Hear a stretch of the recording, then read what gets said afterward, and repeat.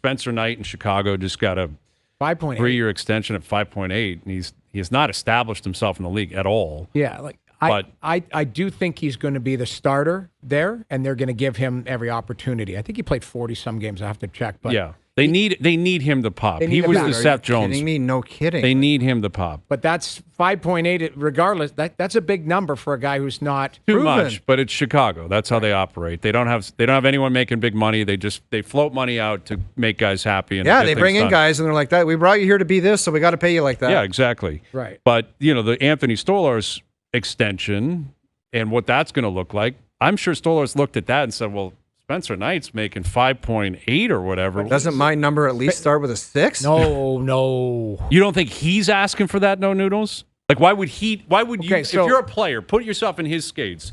Spencer Knight. 24-year-old number one goaltender. Is he a number one? 31-year-old. I think he will be a number one. And he will be right number now? one for sure. He is for them. Well, but so it's Stolarz. So you don't think if Stolarz one? He's not a one. Because he doesn't play enough games. 34 games last year. You're right, but his stats. You're right. I'm not That's disputing not number that. one money. But his stats. Number one. His stats are, and come playoff time, he was the number one guy. Like whoever gets your net game one of the playoffs indicates for that team you're the number one.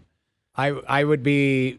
Jamie, regardless of all the stats and stuff, you know how players are. They're going to say, regardless of age, position, sometimes you just look at a guy and say, if he got that, I deserve that. Right. And I'm not saying he should get that. I think Spencer Knight getting that is Chicago economics, which is always off the beaten path. Right, but a 24-year-old number one projects to be and is, keep in mind he stepped away for a bit and has come back. He's their guy. They've traded for him. He's their number one guy. They're going to pay him accordingly. That's why they gave him. Anthony Stolarz has never been a one at the NHL level and was not one last year. Based on starts. Based on starts. Yes. You can say, and we all love him. I thought he was fantastic. Statistically was great. But 34 games is backup games played. I think, did Wall play more than him last year? Wall played more than him. Wall makes what? Not when it mattered. Not when it mattered, but you're right. Wall played more than him. And that's the thing. Yes, an injury. He had 2 injuries last year. I look at Stolarz.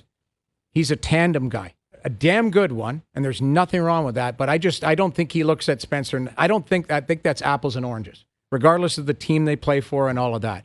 But I look at all Stolarz, I know is if I was a goalie, I'd be like, that guy's he's hardly done squat, and he's gotten that money.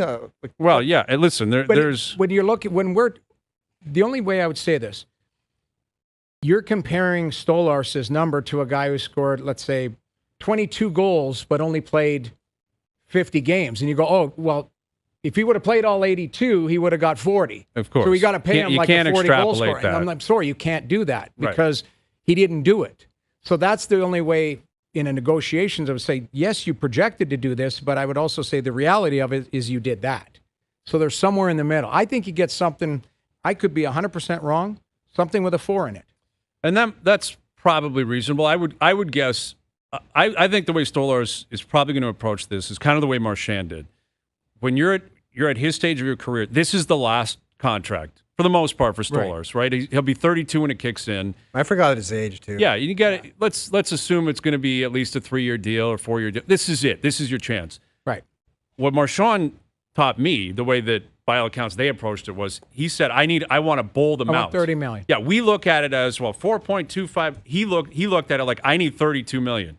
Right. I would guess Stolarz is probably thinking, I need $15 million. Well, give me 20. Or 20. I want $20 million. And then, then that's no matter how it looks on paper. Exactly. You want to give me an 8-year deal at 2.5 per? Fine. I want $20 million. Yeah. And I would think the Leafs will probably be like, I want to give you $15 million. Right. Okay, let's meet in the middle. And then that would make it like a 4-year deal, 4-year extension at 4.5 or something like that. Right. That's probably reasonable.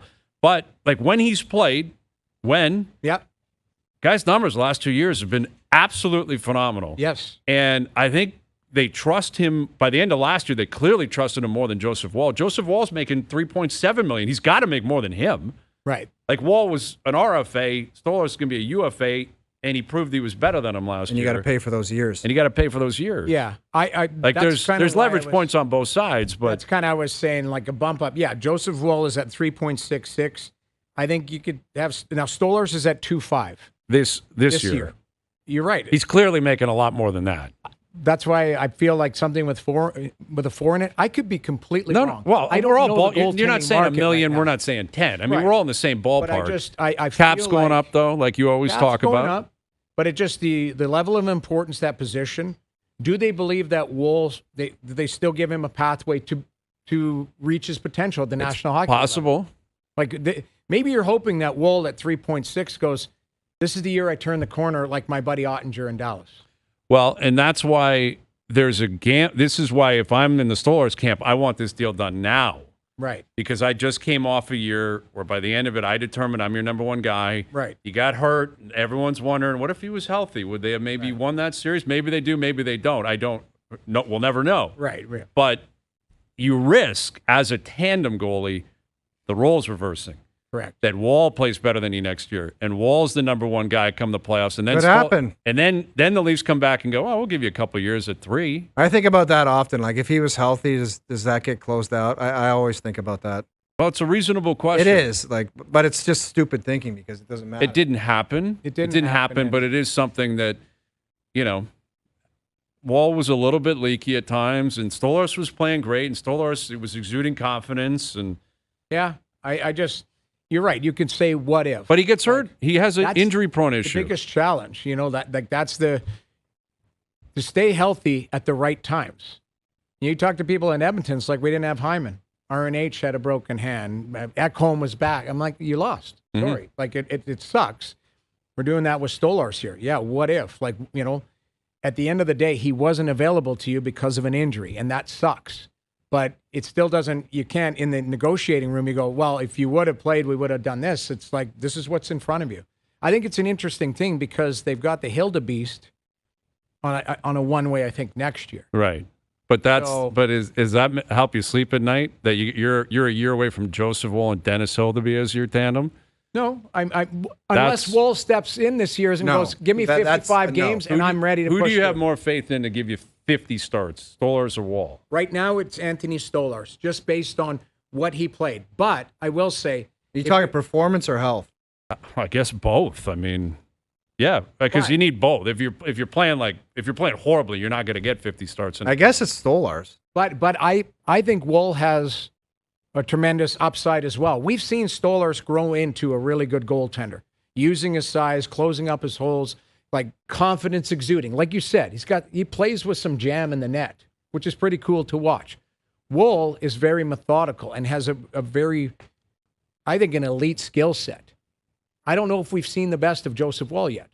So if this is the year, maybe the light goes on, 26, 27 years old. Like, he's not a kid. That's the one thing. Right. When, everyone wants to, take a shot at Stuart Skinner. Stuart Skinner, I think, is as young as Joseph Woll or younger. So that's a guy who has to turn the corner again. But Joseph Woll has an opportunity this year to separate himself or at least battle for that net.